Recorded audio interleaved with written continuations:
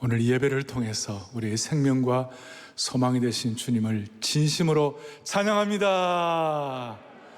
찬양합니다. 생중계로 들어오시는 모든 분들 마음과 뜻을 다하여 주님을 찬양할 때 주님이 길을 열어주시는 것입니다. 자, 오늘부터 이 온전함을 사모합니다 시리즈가 시작되는데, 이 시리즈를 시작하면서 제가 기도하는 가운데 선대의 옥하는 목사님께서 제자훈련에 미쳐야 된다는 광인론을 가지고 한국교회 귀한 사역을 우리가 감당하도록 은혜 주셨다면, 이제 포스트 코로나 이후 시대에는 이 온전론, 온전함의 은혜를 가지고 한국교회 앞에, 시대 앞에 잘 쓰임받는 축복을 허락하여 주옵소서. 그런 마음이 들었고, 그런 마음이 들 때 가슴이 막 뛰고 설레고 그랬는데, 우리 성도님들에도 그런 은혜 주시기를 바랍니다. 자, 지난 하반기 동안에 우리는 돌아오면 회복된다는 스가랴의 말씀을 통하여 많은 은혜를 받았습니다. 그런데 돌아오면 회복되는데, 그렇다면 회복의 구체적인 모습, 회복의 구체적인 그림, 회복의 구체적인 알맹이가 뭘까? 자, 그런 생각을 하면서 회복의 구체적인 형상은 온전함이 진정한 회복이다. 그래서 스가랴서의 결론이 온전함이 아닐까 하는 그런 생각도 해보았습니다. 이런 의미에서 온전함은 우리의 올바른 방향이자 회복의 에센스이자 열매라고 말할 수 있습니다. 만약에 우리가 회복된 것이 온전함으로 나아가지 않는다면 그 회복은 물에 물 탄 듯 유야무야 될 수 있겠죠. 또 과거로 회귀할 수도 있는 것입니다. 제가 은혜 게시판을 보니까 이번 온전함 시리즈에 대해서 성도님들이 기대를 한다, 그런 내용을 보았는데, 그거 보면서 제가 아주 부담이 됐어요. 굉장한 부담이 됐어요.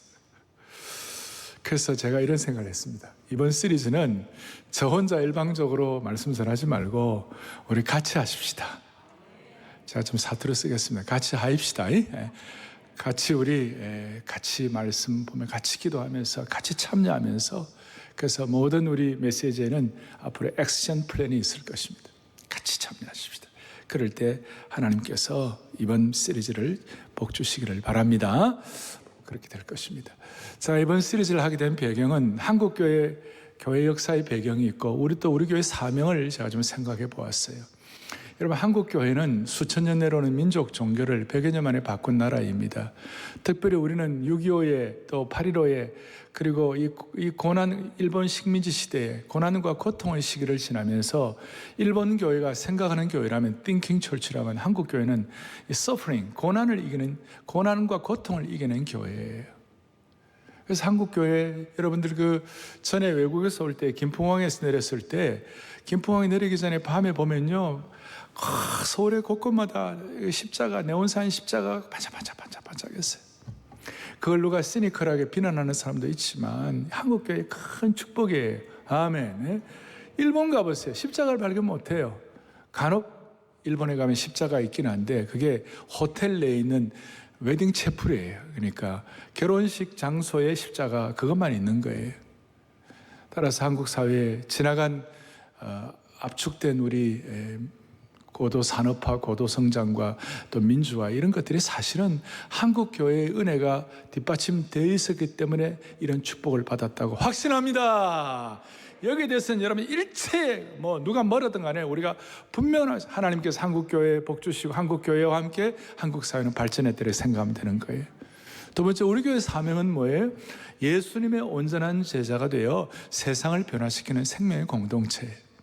예수님의 온전한 제자가 되어 세상을 변화시키는 성령 충만한 생명의 공동체가 우리 교회의 사명이에요.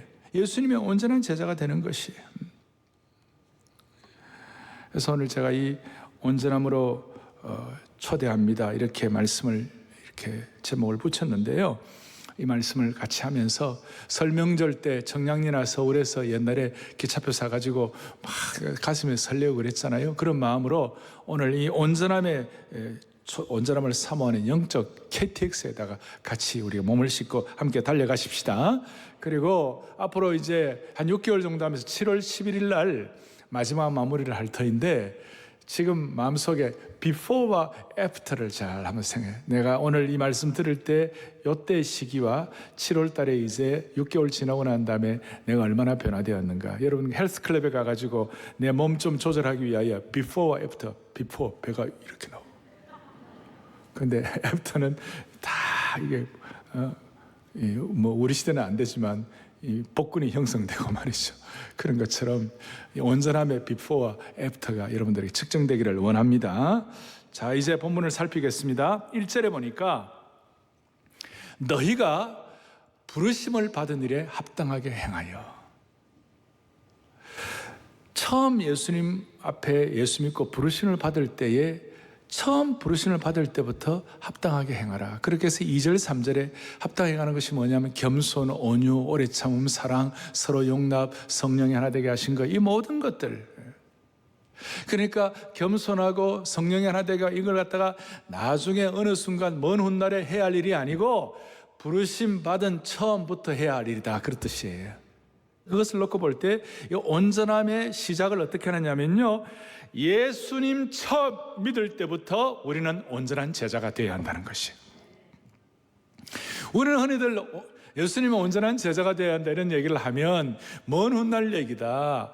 이것은 무슨 영적으로 굉장히 성숙하고 완전히 이렇게 의탁된 아주 높은 수준의 성도들이 나아가는 것이지, 예수 처음 믿을 때 무슨 온전함이 되겠는가, 그렇게 생각할 경우가 많이 있어요. 그러나 오늘 우리가 기본적으로 사랑의 교회 모든 성도들은, 또 오늘 주님의 백성들은 부르심을 받은 그때부터 우리는 예수님의 온전한 제자가 되기로 목표를 해야 한다는 것이. 따라서 다시 한번 예수님 처음 믿을 때부터 온전한 제자가 되게 하여 주옵소서. 오늘날 세계 복음주의 교회의 많은 교회들이 힘을 잃어버리고 비참한 그런 신앙생활을 하고 있는 이유 중에 하나가, 예수님의 온전한 제자 되고 예수님 제자 되는 것은 나중에 어느 시점 지나가고 되는 것이지 지금 우리는 그런 거 아니다라는 이런 생각 때문에 수많은 복음주의 교회가 생명력과 기백과 능력을 잃어버리고 있는 것이에요. 그런 차원에서 오늘 이 온전함을 시작하면서 사랑의 교회 모든 성도들, 오늘 우리 중창단 또 우리 모든 교우들, 오늘 일부 예배 때나 앞 예배 때는요, 본당뿐만 아니라 지하 5층부터 지상 8층까지 다 10분씩 다 차버렸어요. 할렐루야. 사모하는, 그렇게 사모해서 예배에 나왔는데 우리의 마음속에 소원을 하자고요. 주님, 예수님 처음 믿을 때부터 온전한 제자가 되기로 소원하게 하여 주십시오. 처음 믿을 때부터. 그래서 제가 처음부터 예수님이 처음 믿을 때부터 우리가 온전한 제자를 사모해야 한다는 거 갖고 제가 삼행시를 한번 지어봤어요. 그래서 온전함, 제가 여러분들이 운을 떼어주세요. 함께요. 먼저, 온지 얼마 되지 않는 성도들도 전심으로 사모하여 함께 사랑의 교회에서 온전한 제자가 되십시다. 아멘. 처음부터. 자, 그런데 현실은 우리 자신을 돌아보면 오늘도 상처받고, 우리 가운데 지금도 오늘 이혼해야 되나 말아야 되나, 이혼할까 말까, 가정적으로 힘들어하고 경제적으로 힘들어서 인생 그냥 때려치울까, 그런 사람도 없지 않아 있어요. 이런 분들에게 처음부터 온전한 제자가 된다는 것이 어떻게 다가오겠습니까? 이 내용은 마치 거대한 벽같이, 넘지 못할 넘사벽같이 그렇게 느낌이 들 수도 있을지도 모릅니다. 그런데 우리 주님의 심정을 깨달아야 돼요. 여러분, 자식이 못되었다고, 자식이 못났다고, 자식이 약하다고, 자식이 깨어졌다고 부모가 그대로 두기를 원하는 부모는 없는 거예요. 오늘 주님의 마음은 우리의 연약함과 부족함 때문에 나가 떨어지는 것이 아니라, 우리가 좀 부족하고 못되었다 할지라도 예수님의 온전함을 사모하고 주님을 닮아가고 예수님의 온전한 제자 되는 길을 주님이 원하시는 줄 믿으시기를 바랍니다. 본문을 좀 더 살피겠습니다. 11절에 보니까 하나님이 어떤 사람은 사도로, 어떤 사람은 선지자로, 어떤 사람은 복음 전하는 자로, 어떤 사람은 목사와 교사로 삼으셨다. 여러 해석이 있지만 한마디로 말하면 사람마다 은사를 주셨어요. 어떤 사람은 복음 전하는 자의 은사를 주시고, 어떤 사람은 티칭의 은사를 주시고, 사람들마다 은사를 주셨어요. 그 은사를 주신 이유가 뭘까? 어떤 사람은 오늘 찬양의 은사를 주시고, 보이전자의 섬김 은사를 주시고, 수많은 은사를 주셨는데, 한마디로 말하면 여러분과 저 각자에게 은사를 주신 이유가 무엇일까? 은사를 주신 목적은 12절, 이는 그 은사를 주신 이유가 뭐냐? 성도를 온전케 하며, 하나님의 교회에, 하나님의 사역자들에게, 하나님의 교회에 하나님이 명하시는 것이 뭐냐? 그 사역을 통하여 성도를 온전하게 하라. 성도를 온전하게 하라. 그리고 13절에 보니까 온전한 사람을 이루어 그리스도의 장성한 물력이 충만한 데까지 이르라. 온전한 사람, 온전한 사람, 이 내용은, 이 온전한 사람이라는 말을, 죄송합니다, 헬라어로 텔레이오스. 앞으로 텔레이오스란 말들을 자주 듣게 될 것입니다. 어쩌면 우리가 지금 하는 이 내용을 앞으로 이 텔레이오스, 신학이라 해도 과언이 아닌데, 온전한, 좀 이게 높은 수준이에요. 근데 처음부터 높은 수준을 좀 알아놓으면 귀한 거예요. 옛날에 저희 학교 대학 시험 볼 때에, 그때 우리 예비고사하고 본고사가 있어요. 지금 수능 또 이렇게 논술 이런 거 나와 있지만, 저는 예비고사하고 본고사가 있습니다. 예비고사가 수준이 높을까요? 본고사가 수준이 높을까요? 본고사가 수준이 높죠. 본고사를 잘 공부하게 되면 예비고사는 객관식이에요. 나가라 다 나가라, 그렇게 해가지고 어느 것을 찍을까요? 이런 식으로 있잖아요. 그게 예비고사인데, 그거 예비고사는 본고사를 잘하면 예비고사가 해결이 되는 것입니다. 마찬가지예요. 오늘 이 텔레이오스가 영적인 본고사가 되어서 여러분들의 삶의 현장에서 일어나는 자질구레하고 어정쩡하고 가시처럼 괴롭히는 예비고사들의 문제가 온전함을 통하여 총정리되기를 바랍니다. 그리고 12절에서 성도를 온전하게 해가지고 봉사일을 하게, 온전하게 된 성도들의 봉사일을 하게 하면 자연스럽게 그리스도의 몸이 세워진다, 그렇게 했어요. 그리스도의 몸이 세워지는, 그리스도의 몸이 뭡니까? 교회인 것입니다. 눈에 보이는 사랑의 교회라는 한국교회 공동체가 있고, 눈에 보이지 않는 무형교회는 우리 자신의 무형교회 공동체가 있어요. 그래서 이 교회가 세워진다는 이것을 통하여 13절부터 16절까지 이렇게 말할 수 있습니다. 뭐라고 얘기할 수 있냐? 종합적으로 말하면 성도들이 한 몸을 이루어 주님의 사랑으로 서로 연결되고 결합되면 시대를 관통하는 강력한 공동체가 됩니다, 이 뜻이에요. 포스트 코로나 이후 시대를 관통하는 강력한 공동체가 회복되기를 바랍니다. 그것을 위하여 먼저 첫 번째, 예수 처음 믿을 때부터 온전함을 사모해 보십시다.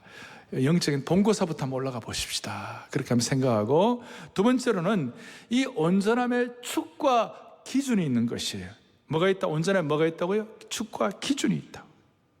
13절과 15절에 보니까 두 번이나 반복되는 것이 있는데, 예수 그리스도라는 말씀이 두 번이나 반복되는 거예요. 예수 그리스도, 온전함의 축과 기준이 주님이신데, 주님이 기준이 이 정도는 우리가 웬만큼 다 알 수 있을 그 내용이지만, 그러나 이 기준이 어떻게 우리 실력과 능력을 이룰 수 있는 거예요? 이거는 어떻게 보면 진짜 불가능한 것 같이 보여요. 예수님의 장성한 분량대로 자라가라. 머리는 곧 그리스도시니라. 그리스도께로 초점을 맞추고 자라. 축과 기준이 주님이신데, 그러나 더 보이지 않는 기본적인 축과 기초가 있는 것이에요. 그것이 뭐냐 하면, 그냥 아무것도 없이 우리로 하여금 주님의 그 기준을 닮아가라, 그렇게 하지 않으시고, 기본적으로 우리에게 축과 기초를 주셨는데, 그것이 뭐냐면 7절과 8절에 이렇게 나왔어요. 7절에 뭐냐면, 우리 각 사람에게 그리스도의 선물의 분량대로 은혜를 뭐예요? 주셨어요. 그 다음 두 번째로 사람들에게 선물을 주셨다 하도다. 그래서 영어로 보면 He gave. 하나님이 gave. 하나님이 주셨다. 먼저는 은혜를 주셨다. 두 번째는 선물을 주셨다. 근데 이 주셨는데 주님이 주신 은혜와 선물의 수준이 뭐냐? 퍼펙트하다. 완벽하다는 것입니다. 주님이 우리에게 주신 은혜로 주신 선물이 완벽한 줄로 확신합니다. 우리에게 주신 은혜가 또 완벽한 줄로 믿습니다. 그래서 주님의 이 완벽함은 어떻게 되느냐? 우리를 향한 피의 보혈의 공로의 은혜를 통하여 우리를 향한 주님의 희생과 구원의 역사가 완벽하다. 그래서 이걸 뭐냐면 perfect sacrifice. perfect sacrifice. 완벽한 희생을 주셨다. 완벽한 구원을 주셨다. 완벽한 선물을 주셨다. 완벽한 은혜를 주셨다. 완벽한 어토먼트라고 그래서 완벽한 대속의 은혜를 우리에게 베풀어 주셨다. 따라서 우리가 예수 그리스도를 온전하신 주님을 닮아간다 그랬을 때 아무것도 없이가 아니라 완벽한 선물과 완벽한 은혜의 축 아래에서 우리가 주님을 닮아가게 되는 것이다. 여러분이나 저는 또 이런 영적인 은혜뿐만 아니라 우리의 속성 가운데 희미하지만 우리의 본능 가운데 그래도 좀 더 나은 인격, 좀 더 나은 성품을 추구하는 본성이 있어요. 예를 들어서 누가 우리 보고 너 못된 놈이야, 너 못돼서 그러면 진짜 못된 사람이라도 기분 나빠요. 그죠? 에? 당신은 정말 나쁜 사람이야, 당신은 정말 문제 있다, 당신은 정말 잘못되었다 이런 얘기를 하고 당신은 어리석은 사람이라 그랬을 때 내가 왜 어리석냐고 그런 반응을 하는 경우가 많이 있잖아요. 그건 뭐냐면 우리 내면의 가운데는 그래도 조금 더 나은 인격, 나은 인성을 원하는 그런 속성이 있는 것이, 이게 우리 속에 죄 때문에 흐려졌지만 하나님의 형상이 그래도 흔적이 남아있는 것이에요. 그래서 우리도 모르게 이런 더 나은 인격과 인성을 향한 우리의 본능이 있기는 하지만 이거 우리가 우리 실력으로는 안 되잖아요. 그래서 제가 완벽한 주님의 희생이 축인 줄로 믿습니다. 그런데 문제는 우리가 이 온전함을 잘 이루어가지 못하는 이유 중에 하나가 기준이 잘못되었어요. 우리가 가진 기준이 잘못되었어요. 소위 세상의 잣대의 기준을 가지고 평가하는 거예요. 우리가 착각을 하고 있는데 착각하는 이유는 뭐냐면 크게 보면 잘못된 기준을 갖고 있는 것이에요. 세상에 잘못된 기준을 갖고 있기 때문에 시작부터 잘못되었어요. 뭐냐면 세상에서 좀 온전하게 된다, 세상에서 좀 더 나은 인격이 된다 그랬을 때 세상의 기준은 뭐냐면 철저하게 비교해가지고 하는 기준이에요. 그래서 비교를 해서 내가 저 사람보다 좀 더 낫다, 소위 상대적이죠. 타인과 비교하는 비교의 성향이 우리에게 있는 것이에요. 그러니까 서로가 쏟고 사는 것이에요. 우리 속에 나쁜 비교 성향 가운데 나쁜 속성 하나가 있는데 그것이 뭐냐면 내가 아무리 부족하더라도 그래도 내보다 못한 사람들이 많지, 이 가운데 나보다 부족한 사람이 한 명이라도 있어, 이런 의식이 우리 속에 자리 잡고 있는, 이게 비교의식이에요.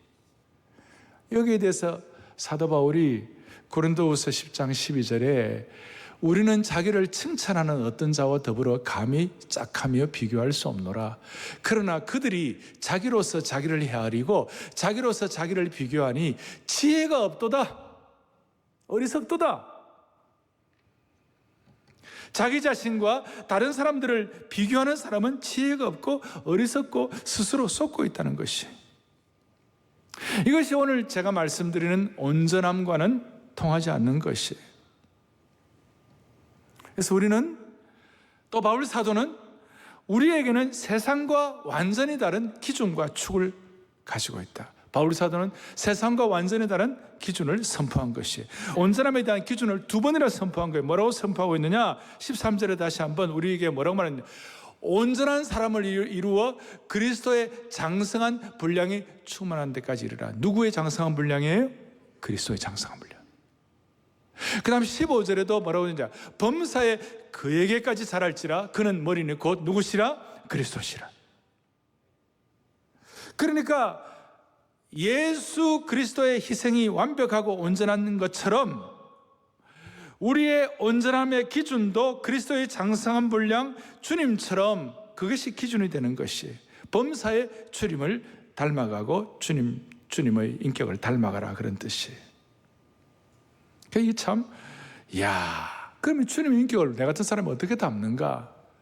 많은 한계를 느끼게 됩니다. 그런데 주님의 온전한 인격을 닮아간다 그랬을 때에 예수님의 어떤 우리와 감히 비교 불가능의 능력, 주님의 신성이 있잖아요. 폭풍우를 잠재우시고 귀신을 쫓아내시고 영계를 통치하시고 하여튼 어떤 그런 주님의 신성적인 것을 닮아가라는 것이 아니고, 우리가 주님의 장성한 분량이 충만한 데 이르라는 것은 주님의 인성, 주님의 인격, 주님의 인성을 닮아가라는 것을 깨달으셔야 되는 것이에요. 저도 이 말씀을 준비하면서 다시 한번 각오를 했어요. 주님, 제가 감히 주님의 비교 불가능한 자연계를 점령, 이런 게 아니고, 제가 말하는 온전함의 기준은 하나님의 아들로서 완전한 사람이신, 완전한 인성을 가지신, 우리와 함께 울고 함께 웃는 감정을 가지신 그 주님이 우리의 기준이다, 이 말이에요. 그 주님의 완전한 인성과 인격을 비교하는 것이 우리가 추구하는 온전함이라는 것이. 그래서 이런 내용을, 이런 마음을 가지고 6개월을 다듬고 2년, 3년을 다듬어가면 어느 순간 주님의 인격, 주님의 인성을 점점점 닮아가서 온전해지는 하나님의 백성으로 무장될 수가 있다는 것입니다. 이 주님의 인성과 주님의 인격은 보기만 해도 은혜가 되는 거예요. 어떻게 보면 보기만 해도 닮아가게 되는 것이에요. 여러분, 그렇게 되기를 바랍니다. 가면 갈수록 저도 여러분도 주님의 인격, 주님의 인성을 더 닮아가는, 무슨 비교 불가능한 무슨 막 폭풍우 잠재우고 귀신을 쫓아내는 것이 아니라 함께 울고 함께 웃는 주님의 인성을 닮아가는 것이에요. 주님의 인성. 주님의 인성 어떤 것이 있어요? 주님의 온유함, 주님의 인격의 온유함, 주님의 내적 강함, 주님의 절제, 주님의 섬김, 주님의 즐거움, 심지어 주님의 유머. 5,000명을 앞에 놓으시고 먹을 것이 힘들어하는 사람들에게 빌립이 이 사람들 우리 물은 안 됩니다. 그래서 주님의 유머, 네가 먹을 것 주라 그랬어요. 낙타가 바늘기에 들어가는 것처럼 부자가 천국 가는 게 쉽지 않다. 주님의 놀라운 유머에 주님의 인격을 닮아요. 주님의 인격. 온전함의 기준, 또 주님이 갖고 계시는 사명과 주님의 목표가 우리의 온전함의 기준이 되기를 바라는 겁니다. 그래서 여러분, 저는 그렇게 되고 싶어요. 완벽하지는 않지만 시간이 지나면 지날수록 주님의 인격을 닮아갈 수 있는 저희들 되기를 바랍니다. 이것을 좀 신학적으로 좀 전문화된 용어로 그리스도인이 주님을 온전히 닮아간다 할 때 이것을 spiritual formation이다. 전인적 인격 형성이다. 주님의 절제, 주님의 마음, 주님의 온유함, 주님의 섬김, 주님의 유머, 주님의 기쁨, 주님의 사명, 전인적 인격 형성으로. 그리고 예배드리는 순간뿐만 아니라 내 삶의 모든 현장에서 주님을 전인격적으로 닮아갈 수 있는 사랑의 교회 성도들 될 수 있도록 한 분 한 분 붙잡아 주시기를 바랍니다. 여러분, 내가 주님을 닮았는가? 한번 스스로 질문도 해보고 때로는 다른 사람에게도 한번 물어보세요. 집사님들끼리 서로 물어보시고, 집사님 내가 주님 닮았느냐고. 대답을 안 해요. 어쨌든 이번 온전함 시리즈 우리가 막 잘 감당하면서 점점 주님의 인격과 인성 다시 갑니다. 무슨 폭풍을 잠재우는 게 아니에요. 주님의 절제, 주님의 겸손, 주님의 온유함, 주님의 마음 본받아 살면서 그 온전하심 나도 이루리. 할렐루야. 조금씩.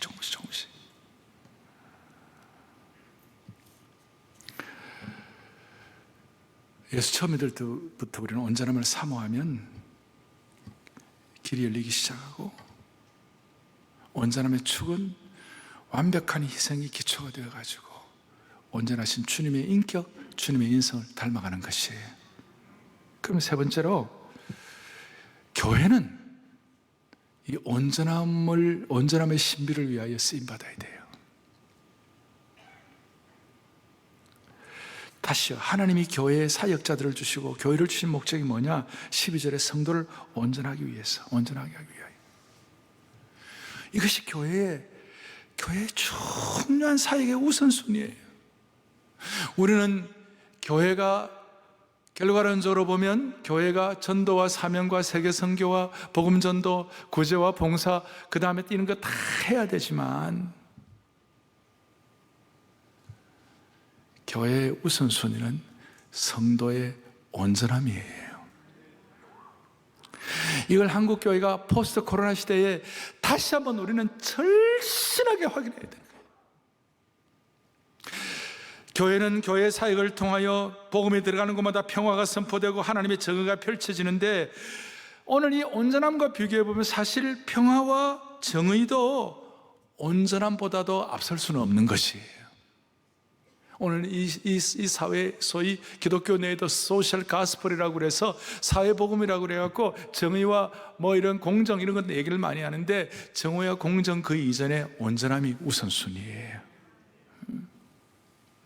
복음과 평화와 정의보다도 더 우선순위가 교회가 할 일은 온전함이에요. 주님을 닮아가는 영적 성숙에 대해서 그걸 온전함을 추구하고 회복시켜야 되는 거예요. 제가 다시 얘기합니다. 우리가 온전한 인격 된다, 온전한 자가 된다는 것은 무슨 하얀 옷을 입은 성자가 된다는 뜻이 아니에요. 주님의 인성, 주님의 인격을 닮아가는 것이. 그리고 이걸 위하여 교회가 이 온전함의 신비를 이루어가는데 교회가 쓰임받아야 할 줄로 확신하는 것이에요. 그런 의미에서 여러분, 좋은 교회 만나고 좋은 교회 생활하는 것은 큰 우리의 생애의 최고의 과제라고 말할 수 있어요. 그럼 여러분, 좋은 교회가 뭐예요?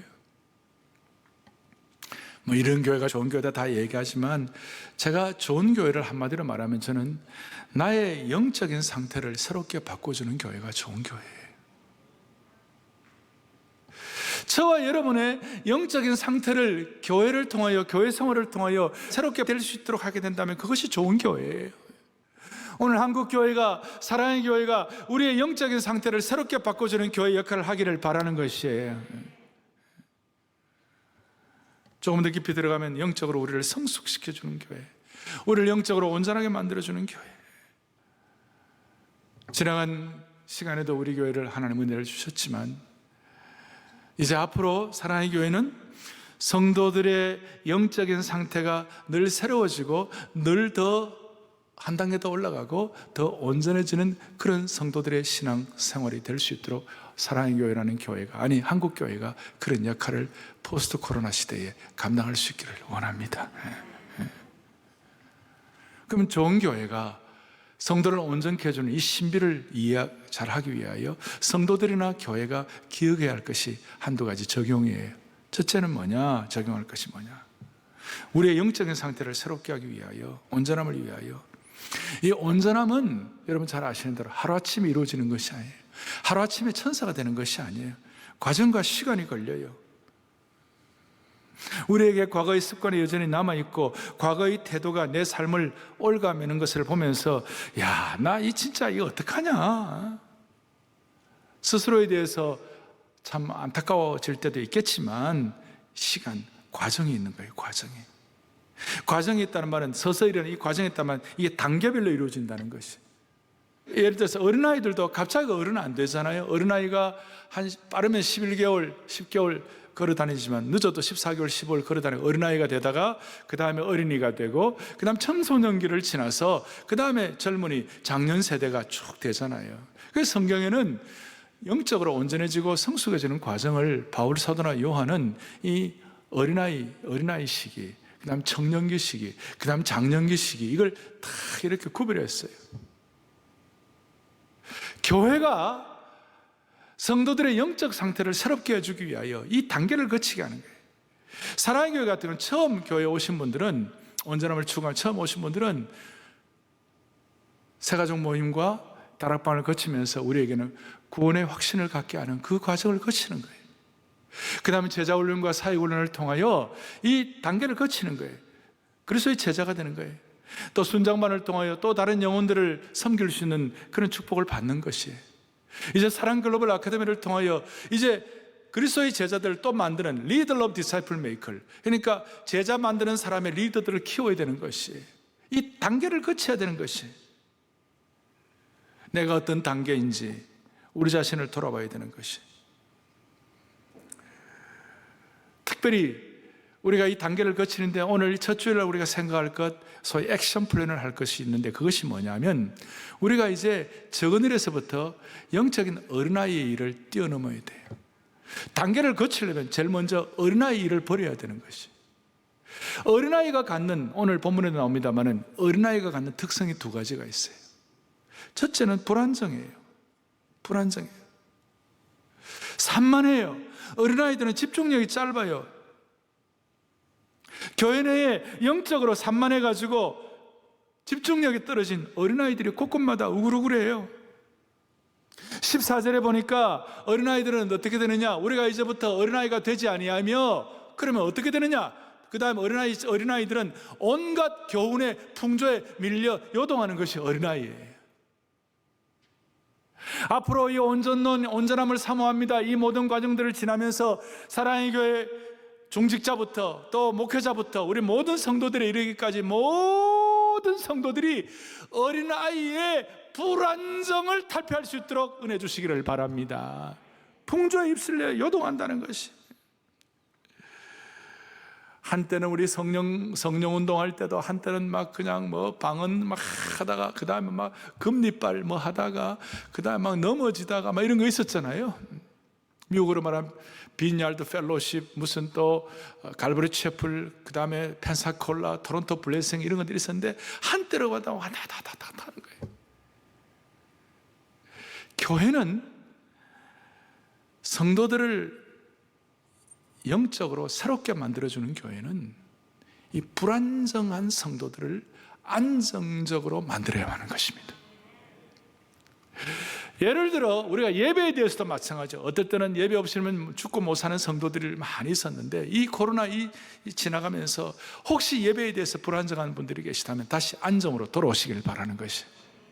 토빗에도 늘 나온 분들도 이제는 뭐 이렇게 만약에 등하시다 이 불안정한 것이 회복이 돼야 되는 것이. 또 어린아이 특징은 뭐냐면요, 어린아이는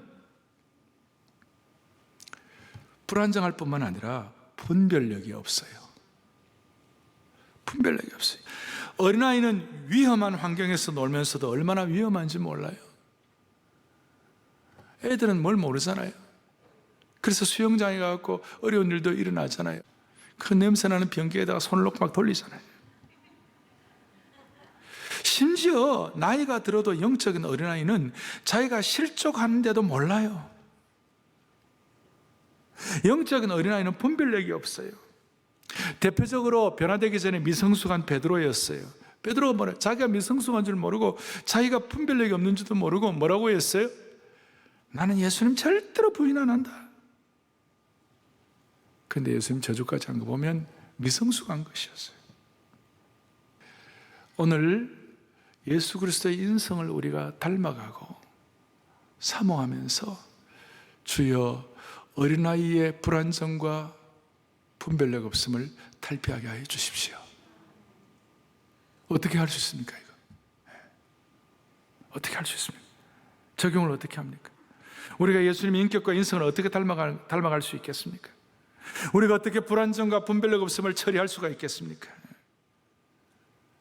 우리가 할 수 있는 것과 할 수 없는 것이 있어요. 우리가 할 수 없는 것은 아까 말한 대로 무슨 하늘을 난다든지 겉으로 볼 때는 신선처럼 될 수가 없어요.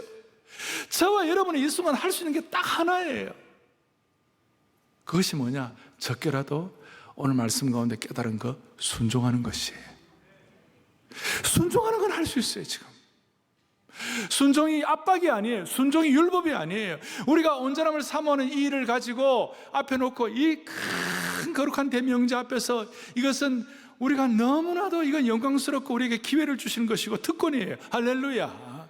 그래서 주님이 뭐라고 말씀하셨는가? 예수님이 이 온전함을 사모하는 하나님의 제자들에게 천국에 대한 올바른 걸 가르쳐 주기 위하여 요한복음 2장에 가나 혼인잔치집을 하시면서 거기에 나오는 것 중에 하나가 물로 포도주를 만들 때에 하인들에게 예수님의 어머니 마리아가 뭐라고 말씀하셨는가 하면 하인들에게 너희에게 예수님이 무슨 말씀을 하시든지 그대로 하라.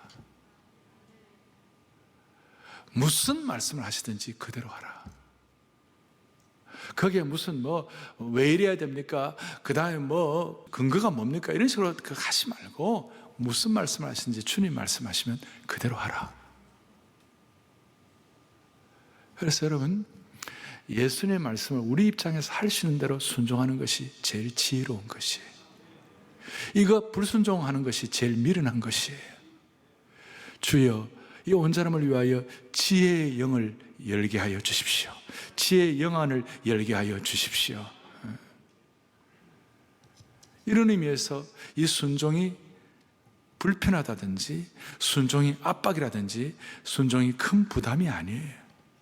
예수님을 온전히 닮아가는 유일한 길이 순종이라면 그것은 축복된 것이에요. 그것은 영광이에요. 그것은 특권이에요. 오늘 이 순종을 통하여 하나님을 믿는 것과 아는 것, 15절에 있는 것처럼 믿는 것과 아는 일에 하나가 되는 출범을 할 수 있기를 바랍니다. 이 순종을 통하여 소극적으로는 어린아이 일을 처리하고 적극적으로는 15절에 사랑 안에서 참된 것을 하라. 순종을 통하여 사랑 안에서 참된 것을 하라. 이 온전함에 대한 이 우리의 사명과 우리의 이 목표가 사랑 안에서 참된 것을 통하여 이루어지기를 원합니다. 그럴 때 16절 그에게서 온몸이 각 마디를 통하여 도움을 받음으로 연결되고 결합되어 각 지체의 분량대로 역사하여 그 몸을 자라게 하고 사랑 안에서 스스로 세우느니라. 주님의 몸된 교회가 연락하고 연합되어 가지고 결합되어 가지고 아름답게 세워지게 되는 것입니다. 교회의 모든 일들도 내게 주신 은사에 따라서 봉사하지만 주님의 완벽한 희생이 기초가 되어서 이 온전함을 사모하는 것이 기준이 되어 우리가 찬양대도 섬기고 안내조차 교육 봉사도 섬기고 내게 주신 은사를 따라 주님의 몸된 교회를 섬기기를 바랍니다. 한국교회가 사역 자체가 목표가 아니라 찬양 자체가 목표가 아니라 교육 자체가 목표가 아니라 그 다음에 섬김 자체가 목표가 아니라 온전함이 기초가 되어서 주님의 인격을 닮아가는 것이 기초가 되어서 주님을 섬길 수 있기를 바랍니다. 그리고 이것도 베드로전서 5장에 보면 기가 막힌 말씀이 있는데 5장 10절에 무슨 말씀? 너희를 친히 온전하게 하시며. 할렐루야. 우리가 애를 쓰지만 순종하지만 결국은 누가 우리를 온전케 하시는 거예요? 주님이 우리를 친히 온전하게 하시는 것이에요. 온전함의 이 이니셜이 주님께 가 있는 것이에요. 용기를 얻으십시다.